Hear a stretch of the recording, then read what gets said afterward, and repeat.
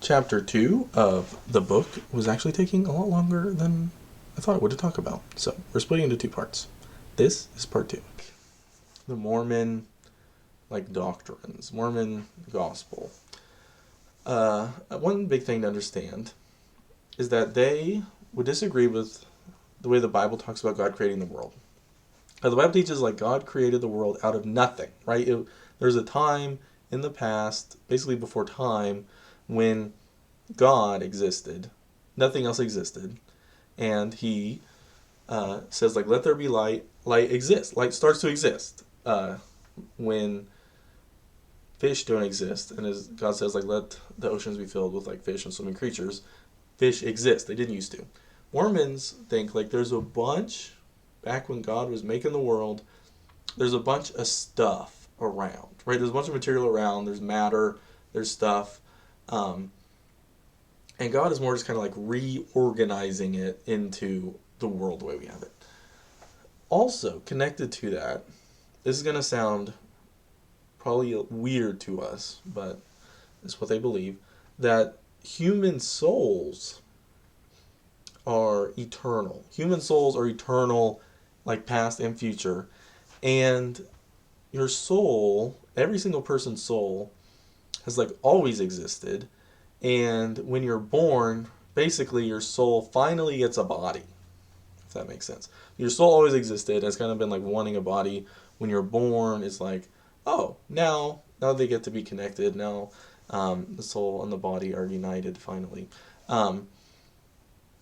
So the Mormons call, this is just some technical language in case you're talking to someone and it sort of comes up,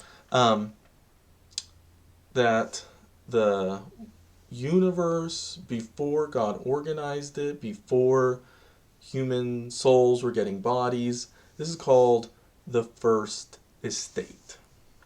The first estate. It could be described as a pre-mortal realm, a place where things kind of exist, but not really, where things are just kind of disorganized mass, and it hasn't been organized into something real yet. And then God organizes it. The human souls start getting bodies, stuff like that.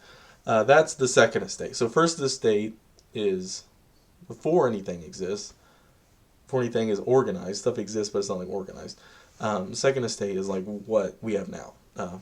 We are, according to Mormons, living in the second estate. So, connected to all of this is Jesus and Satan are God's sons, twin brothers, and they have this big argument. This is in the first estate, before God really organizes everything. Jesus and Satan, it's a big debate. How will God, save his people? How should God create the world? Satan says,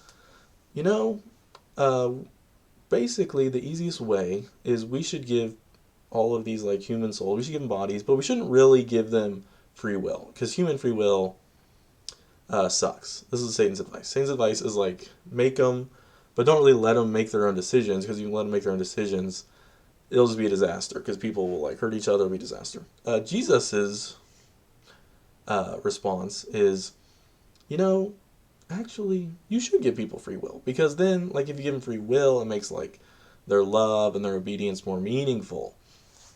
Satan just had this argument. Jesus wins the argument. God listens to him. God creates a world where people have free will.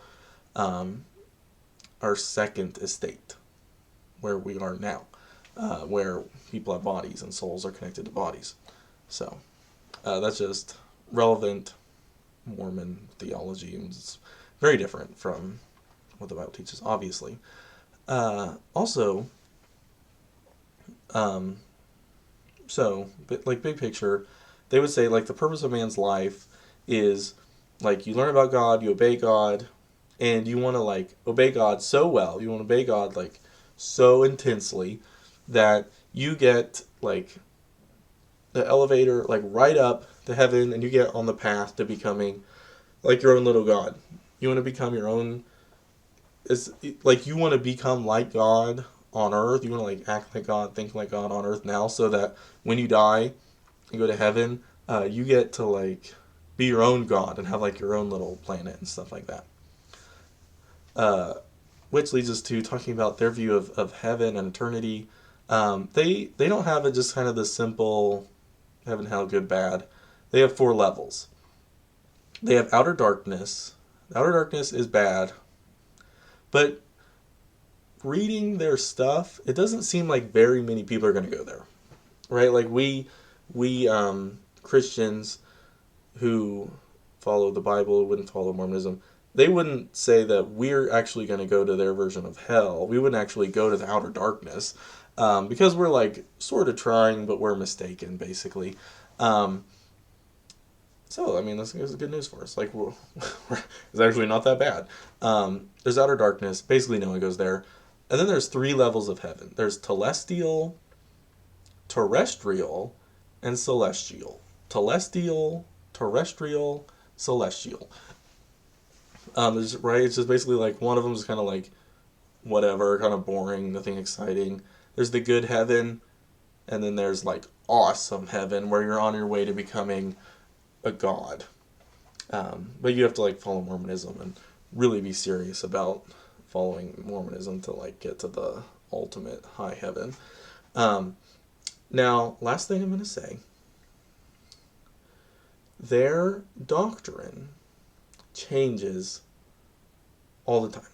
Their doctrine changes often, which can make it hard because it's just like an assumption that I think Christians make, a good assumption if you ask me.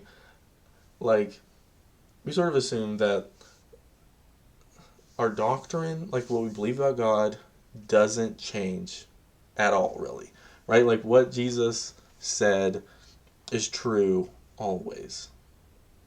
Right? I mean, the Bible even say, like, the grass withers, the flower fades, the words of our Lord stand forever. Right? Like, nature changes faster than God's word. So, I'm just looking around here at my shelf.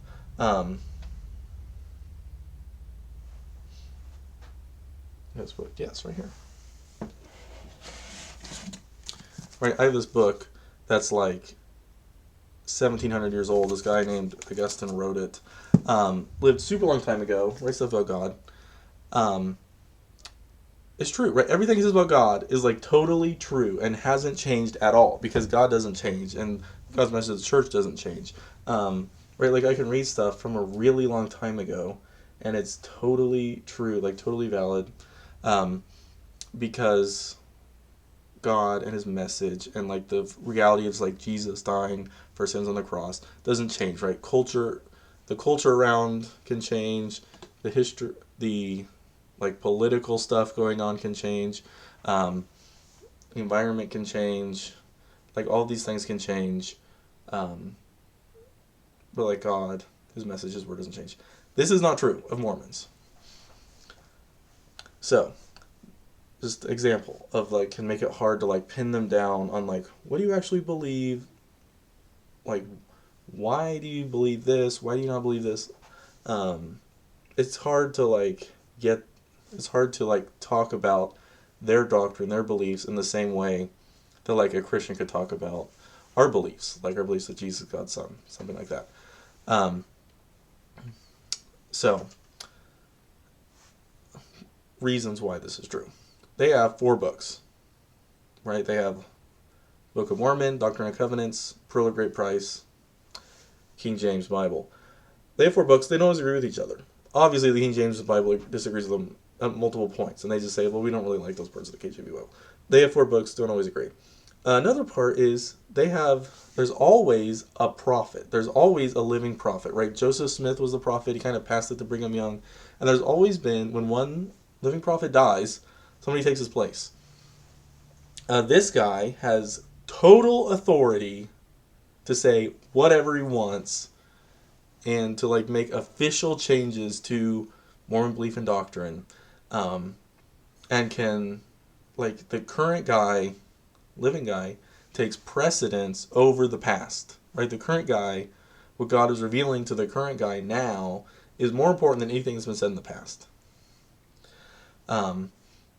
And another part that makes, so it can change if the Living Prophet says so. They have 4 books. Another thing that makes it tricky, we talked about this a little bit last chapter. They place a tremendous value on their personal testimony in the sense of like, God told me this, you can't argue with me, right? If one of you guys came to me and said something like, hey, God told me I need to start a company, and we're going to do like car title loans, and I'm going to charge people like crazy interest and try to take advantage of poor people. If you came to me and said like, God told me to do this, I would say, I don't think he did. I don't think he did. God explicitly in the Bible says like, you should not take advantage of poor people. He even says in the Bible like, you should not charge people like really high interest. I just bring that up to say, like, the Christianity, the Bible, if someone says, God told me to do this thing, that's like obviously opposed to the Bible. Like if you came to me and said, God told me I actually don't need to ever talk about my faith, I would say, I don't believe you. God didn't tell you that. In the Mormon world, though, if you say, God told me this, there's not really much room to argue. Like you can't really say like, no, actually, no, right? If you say God told me this, like they place a huge value on like personal, like what did God personally tell you in your heart?